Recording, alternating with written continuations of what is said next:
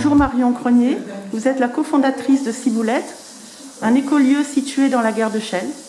Et vous êtes mise à l'honneur par Initiative Île-de-France pour avoir trouvé les moyens de continuer votre activité pendant le confinement.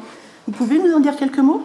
Alors oui, bon, déjà notre activité à la base c'est des ateliers pour les enfants et les adultes et les entreprises pour prendre soin de soi, des autres et de la planète. Donc on fait des ateliers de cuisine durable et bonne pour la santé, on fait du yoga, on fait de l'éveil musical, des ateliers philo, des dîners collaboratifs.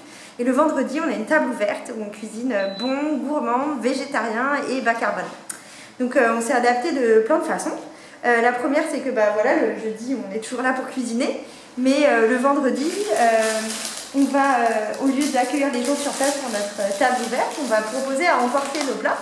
Et on a vu que ça correspondait complètement à la demande des gens, notamment parce qu'il y a beaucoup de gens en télétravail. Donc ça, c'est notre première adaptation. La deuxième, c'est qu'on fait beaucoup de choses en visio. Donc avec Florence qui est juste derrière moi, à Noël on a fait beaucoup d'ateliers pour les entreprises de décoration de Noël, de fabrication de bougies avec de la cire d'abeille locale. On a fait beaucoup d'ateliers sur les objectifs de développement durable de l'ONU ou encore des fresques du climat. Voilà, donc on s'est adapté avec ce format à distance. Et puis enfin, notre troisième adaptation, c'est qu'on fait des choses en extérieur. Donc il y a 2 semaines, on a fait un grand ramassage avec les adhérents des Ciboulettes sur les bords de Marne. On a ramassé tous les déchets et on en a trouvé beaucoup. On fait des ateliers aussi au jardin des Ciboulettes parce que juste en face de la gare, là, on a un jardin en permaculture où on propose plein d'ateliers. Et bientôt, avec la mairie de Chelles, en juin, on va proposer un escape game sur le thème des abeilles dans le parc de Chelles. Voilà.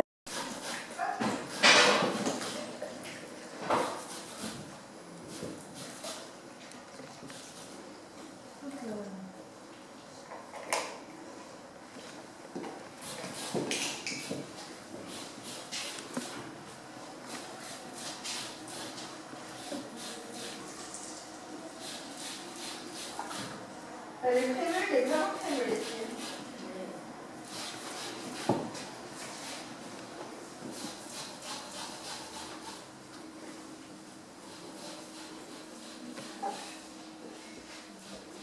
Ce qui est chouette, c'est qu'on a plein de matériel de récupération. En fait, comme on ne voulait pas acheter neuf parce que c'était pas du tout dans l'esprit du lieu, bon, il y a des choses qu'on a dû acheter neuf quand même, comme les robots et tout ça pour faire de la bonne cuisine. Mais il y a beaucoup de gens qui nous ont donné plein de choses. Donc, typiquement, les saladiers comme ça, c'est des choses qu'on a récupérées d'occasion, quoi. Oui, c'est spontané, les gens les ont donné spontanément. Ouais, complètement. Donc c'est vraiment super. C'est bien, hein. Ouais. Ils disent combien ? Pour une tarte, 250 €. J'en mettrai beaucoup. Alors aujourd'hui, qu'est-ce que vous nous préparez ? Tous les bénévoles qui viennent les jeudis cuisinent toujours des choses qui sont très gourmandes, même si elles sont bas carbone. Donc là, Florence, par exemple, est en train de faire des panna cotta à la vanille. On va les servir avec un sirop de fraises 0 déchet et un sirop de pissenlit. On a ramassé les pissenlits du jardin et on en a fait un sirop, voilà, qui ira compléter notre panna cotta. Elodie et Françoise qui sont derrière moi sont en train de faire la crème d'une tarte au citron.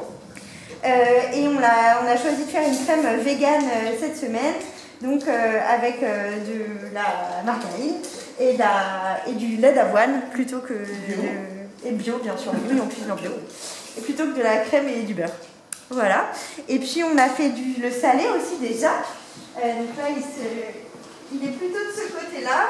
Donc on a fait un crémeux de pommes de terre rôti au romarin qui va nous permettre de compléter cette délicieuse sauce qui a bien mijoté avec des légumes et des haricots rouges et plein de bonnes épices pour faire un hachis parmentier.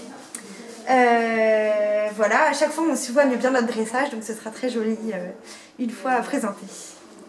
Ici, maintenant, nous sommes dans le coin lecture. Oui, alors à peu près, effectivement, on a une grosse bibliothèque avec pas mal de bouquins de cuisine. On a aussi pas mal de livres de yoga qu'on utilise pour nos ateliers et beaucoup de livres pour enfants que j'utilise pour les ateliers philo par exemple.